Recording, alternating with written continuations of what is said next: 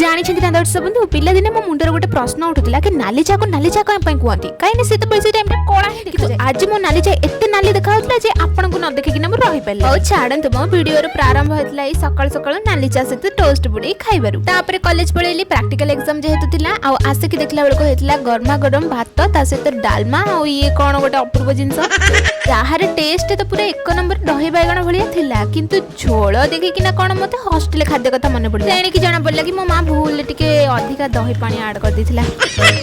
ସାଙ୍ଗରେ ଥିଲା ପାମ୍ପଡ଼ ଆଉ ଇଏ ଭଜା ଜିନିଷ ସରିନି ବା ତା ସହିତ ପୁଣି ଆଳୁ ଭର୍ତ୍ତା ବି ହେଇଥିଲା। ବାସ୍ ଏମିତି କିଛି କରିଥିଲା ମଧ୍ୟାହ୍ନ ଭୋଜନ। ସନ୍ଧ୍ୟା ବେଳକୁ ମୋ ମା ବନେଇଥିଲା ସେଇ ପିଠା ଯୋଉଟା କି ମୋର ରାକ୍ଷୀ ପୂର୍ଣ୍ଣିମା ପୂର୍ବ ଦିନରୁ ବନା ହେଇଥିଲା କାରଣ ଏଇଟା ଏତେ ଟେଷ୍ଟି ହେଇଥିଲା ଯେ ବାହାରେ ମିଳୁଥିବା କେକ୍ ବି ଆଗରେ ଫେଲ୍। ଆପଣ ମିଛ ଭାବୁଛନ୍ତି ନା ଦେଖୁନାହାନ୍ତି କେତେ ସଫ୍ଟ ହେଇଛି କାଟିଲାରୁ ହିଁ ଆପଣଙ୍କୁ ଜଣା ପଡ଼ିଯିବ ଆଉ ମତେ କିଛି କହିବାକୁ ପଡ଼ିବନି।